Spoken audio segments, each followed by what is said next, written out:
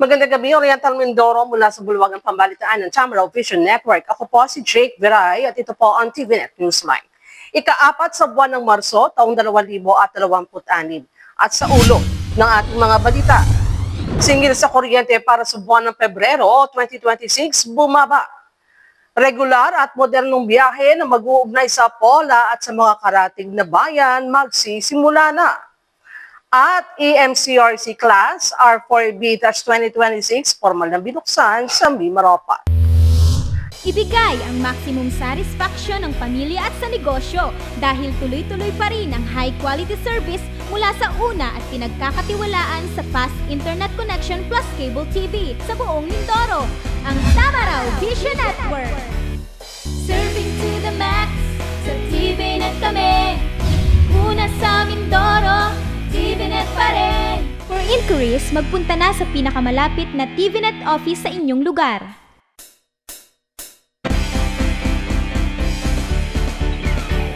At sa detalye ng ating mga balita, formal na binuksan ng Executive Motorcycle Riding Course o EMCRC Class R4B-2026 sa isang makabuluhang seremonya na dinaluhan ng mga opisyal ng Police Regional Office Mimaropa Highway Patrol Group at ilang piling panauhin. Narito po ang report. Formal na binuksan ng Executive Motorcycle Riding Course o EMCRC Class R4B-2026 sa isang makabuluhang seremonya na dinaluhan ng mga opisyal ng Police Regional Office Mimaropa Highway Patrol Group at ilang piling panauhin. Pinangunahan ni Police Brigadier General Hansel Manantan, Director ng Highway Patrol Group, ang pagbubukas ng kurso. Sa kanyang mensahe, binigyan din niya ang kahalagahan ng mataas na antas ng pagsasanay sa pagmomotorsiklo, lalo na sa mga operasyon na nangangailangan ng mabilis at ligtas na pagtugon sa mga insidente sa lansangan. There's a situation in the country that we have to address. That is the reason why, as the HPG Director, I encourage the opening of the motorcycle riding course nationwide because of this situation. I will tell you. Pinabilang ko lahat ng disgrasya ng 2020 to date. Lahat ng disgrasya recorded under SIRAS. Alam niyo ang figure, nakakagulat. More than 1 million road crash accidents or road accidents nationwide. More than 1 million. And you know, 38% of that 1 million represents by the motorcycle riding and is still counting. Maybe by this time, the ratio now is 50-50 or it can be more. Padami ng padami ang mga motorcycle accidents kasi padami ng padami ang naglalabas ng mga motorcycles na wala namang proper trainings. And that is the reason why we are here today. Aniya, ang EMCRC ay hindi lamang nagpapalakas ng kasanayan, kundi nagpapatibay rin ng disiplina at profesionalismo ng bawat kalahok. Sinimulan ng programa sa Arrival Honors sa sinundan ng invocation na pinangunahan ni Police Captain Jerome Ramirez, Regional Pastoral Officer ng Shop Lane Service Mimaropa. Nagbigay naman ng welcome remarks si Police Colonel Bobby Abaw, DRDA ng PRO Mimaropa, kung saan kanyang tinanggap ang mga kalahok at hinikayat ang mga ito na pagbutihin ang kanilang pagsasanay. Ipinakilala ang mga kalahok ng kurso sa pangunguna ni Police Colonel Christian de la Cruz, Regional Chief ng Regional Highway Patrol Unit Mimaropa at Course Director ng EMCRC. Sa kanyang pahayag, sinabi niya na ang Class R4B-2026 ay sumailalim sa masusing pagpili upang matiyak na ang mga sasabak sa pagsasanay ay handa sa pisikal at mental na hamon.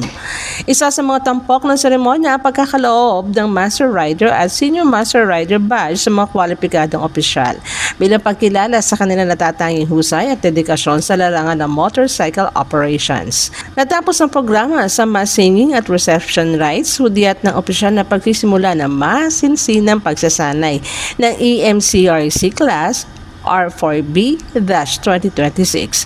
Inaasahang higit pang mapapalakas sa naturang kurso ang mga kakayahan ng mga motorcycle riders ng PNP sa rehiyon bilang bahagi ng patuloy na layunin ng organisasyon na mapanatiling kaligtasan at kaayusan sa mga lansangan.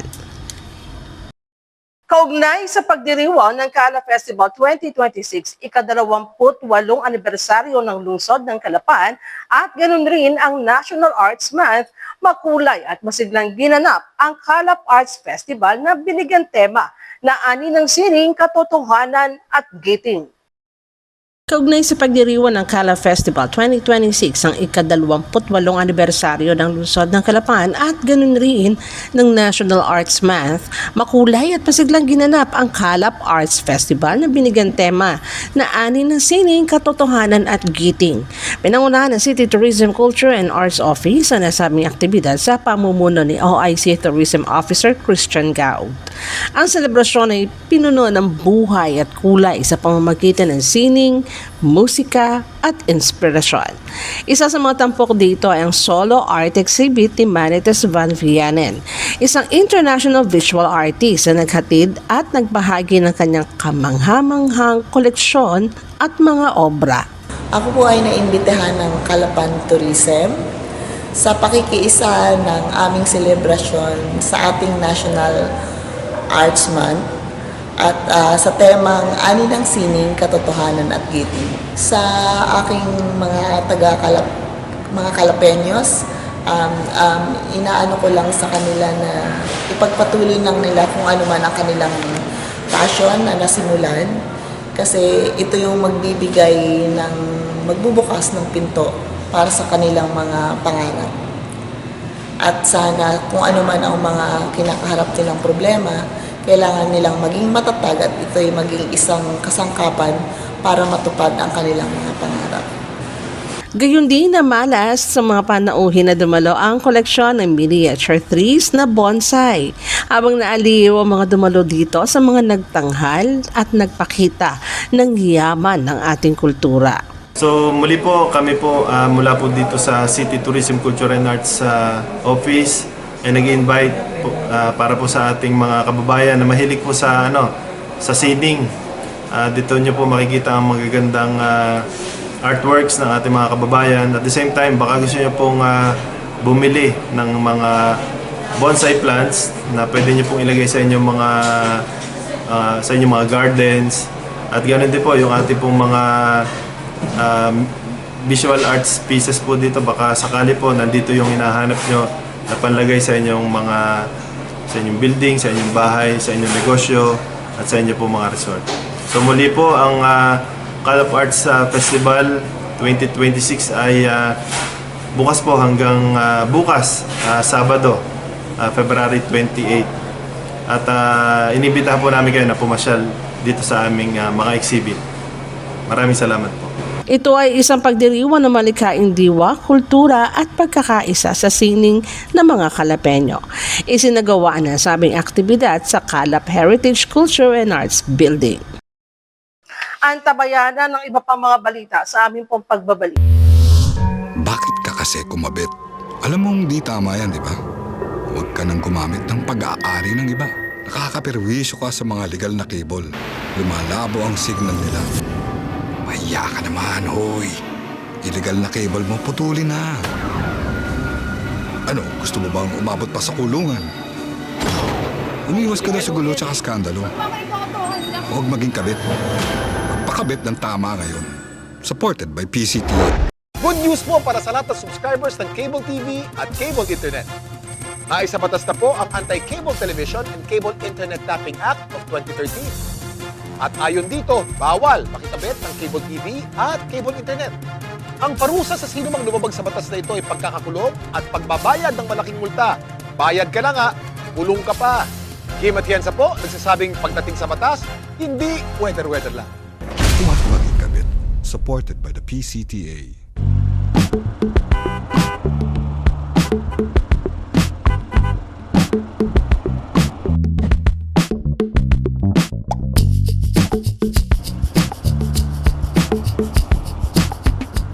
Ibigay ang maximum satisfaction ng pamilya at sa negosyo dahil tuloy-tuloy pa rin ang high-quality service mula sa una at pinagkakatiwalaan sa fast internet connection plus cable TV sa buong Mindoro, ang Tamaraw Vision Network. Serving to the max, sa TVNet kami. Una sa Mindoro, TVNet pa rin. For inquiries, magpunta na sa pinakamalapit na TVNet office sa inyong lugar.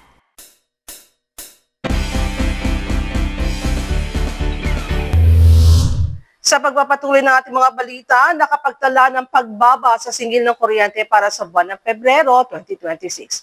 Ayon sa pinakahuling abiso ng Oriental Mindoro Electric Cooperative Incorporated, ang kabuang pagbaba sa singil ay dahil sa pinaigting na cost management ng power provider, mas mababang system losses at mas limitadong pagdepende sa mga high-cost power sources.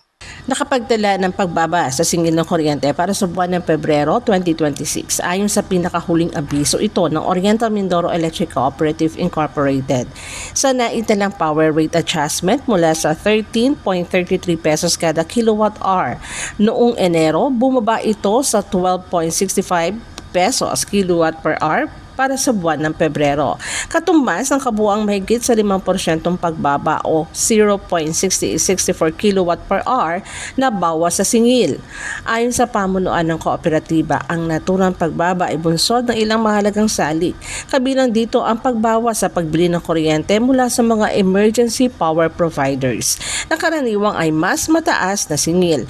Dahil dito, nabawasan ang kabuang gastusin sa power procurement. Malaki rin na naitulong ng pagbaba sa kabuang generation cost. Ipinapahiwatig nito na naging mas epesyente ang sourcing at dispatch ng kuryente mula sa mga pangunahing planta na nagresulta sa mas mababang presyo ng enerhiya sa merkado. Nakapagtala rin ng mapagbuti ng system loss at filterage cost o pagkalugi dahil sa teknikal na pagkawala at illegal na paggamit ng kuryente. Ayon sa ulat, ang kabuang pagbaba ng singil ay sumasalamin sa pinag-igting na cost management ng power provider, mas mababang system losses at mas limitadong pagdepende sa mga high-cost power sources. Samantala, tiniyak ng pamunuan na patuloy nilang babantayan ang galaw ng presyo sa merkado at ng kuryente upang mapanatili ang abot kayang singil at matiyak ang matatag at sapat na supply ng enerhiya para sa mga member consumers. Dahil sa kasalukuyang kaganapan sa Middle East, inaasahan na ang pagtaas ng presyo ng petroleum na katumbas din nito ang pagbunsod ng pagtaas ng pangunahing bilihin, transportasyon at maging ang taripa ng kuryente sa mga susunod na panahon. Bilang pakikisan sa pagdiriwang ng Fire Prevention Month ngayong buwan ng Marso, nagsagawa ng motorcade ng Bureau of Fire Prevention, Calapan City Fire Station sa pangunguna ni City Fire Marshal Angeline Salvador upang opisyal na buksan ang isang buwang kampanya para sa pag-iwas sa sunog. Bilang pakikiisa sa pagdiriwang ng Fire Prevention Month ngayong buwan ng Marso, nagsagawa ng motorcade ang Bureau of Fire Protection Calapan City Fire Station sa pangunguna ni City Fire Marshal Angeline Salvador upang opisyal na buksan ng isang buwang kampanya para sa pag-iwas sa sunog. Umanagada ang mga fire truck at sasakyan ng BFP sa mga pangunahing lansangan ng Calapan City habang pinatutunog ang kanilang mga sirena bilang paalala sa publiko hinggil sa kahalagahan ng iba yung pag-iingat laban sa sunog. Tampok din sa motorcade ang mga tauhan ng BFP na may dalang mga tarpaulin at paalala ukol sa fire safety at disaster preparedness. Ayon kay Fire Chief Inspector Salvador, layunin ng aktibidad na mapataas ang kamalayan ng bawat mamamayan hinggil sa wastong pag-iwas sa sunog. Mahikayat ang mga kabahayan at establishmento na magsagawa ng regular na inspeksyon sa kanilang electrical connections at kagamitan at paigtingin ang kahandaan sakaling magkaroon ng insidente ng sunog.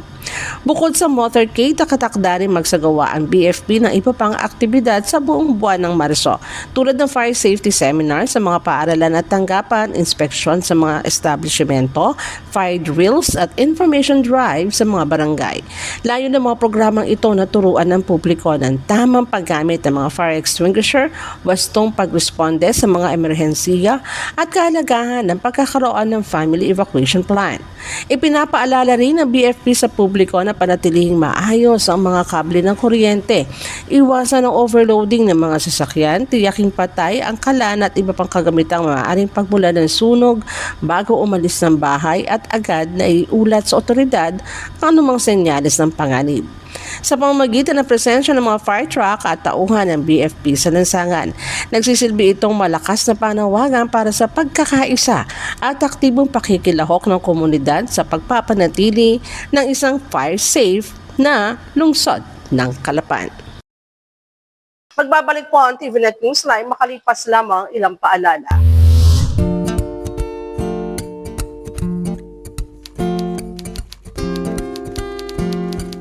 Inday, pakiligpit nga itong mga kinalat ng mga bata. Noon, gusto ko makapag-aral. Pero walang oras dahil full-time ang trabaho ko. Pero ngayon, dahil sa online classes ng Solar Learning at DepEd Alternative Learning System, natupad na ang pangarap kong makapag-aral. Good day, ka-learners! Welcome to another episode. Hindi ko na kailangan pumasok sa eskwelahan. Nakakapag-aral ako sa oras na gusto ko. Anytime! Nagkaroon ako ng second chance sa pag-aaral. At dahil recognized ito ng DepEd, sigurado ako sa diploma. This lesson, You should be able to... you learned about the persons. Sa wakas, matatapos ko na ang high school ko. May salamat din nga pala kay ate. Ina-sponsor niya ako na ma-enroll sa Solar Learning.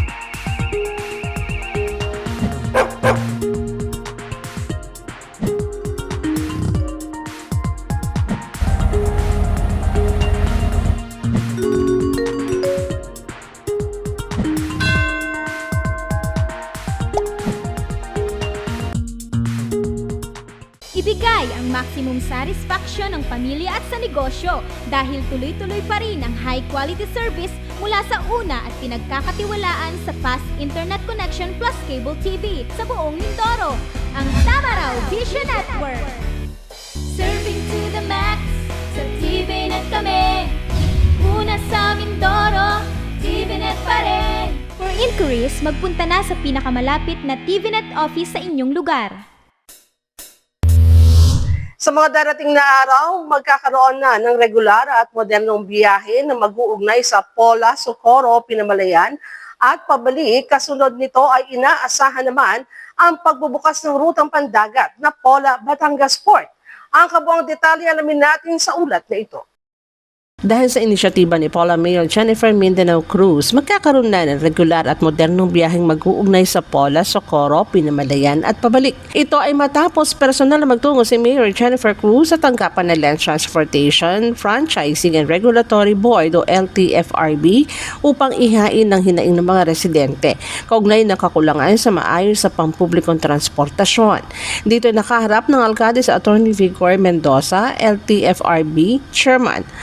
Bunga ng nasabing dialogo at ng positibong tugon ng LTFRB, isinagawa ang formal na pagpapasinayan ng bagong ruta nakaraang 28 ng Pebrero. Kasabay ng 3rd Annual Commemoration of the Oil Spill Recovery na ginanap sa Polo Community College Gymnasium.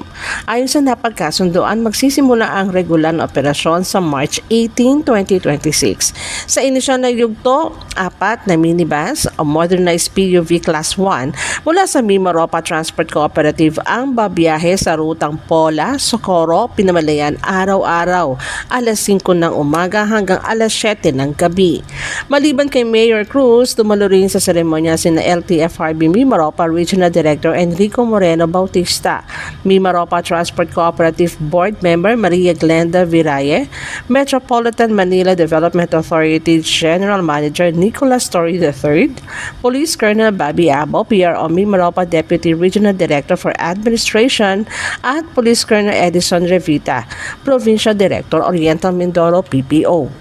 Batay sa inilatag na fare matrix, 15 pesos ang pamasahe sa unang 4 na kilometro at karagdagang 2 piso sa bawat susunod na kilometro.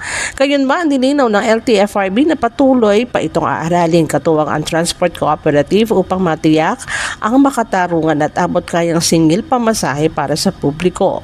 Layunin ng programa na makapaghatid ng ligtas, mabilis, komportable at abot kayang transportasyon para sa mga residente ng Pola at mga karatig bayan.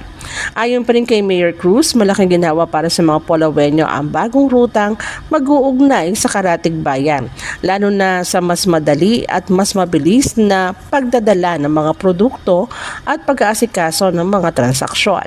Inahayag din ng alkalde na inaasahan ang nalalapit na pagbubukas ng rutang pandagat Pola Batangas Port sa pakikipagtulungan ng Island Water na target na magsimula sa darating na mahal na araw ngayong taon.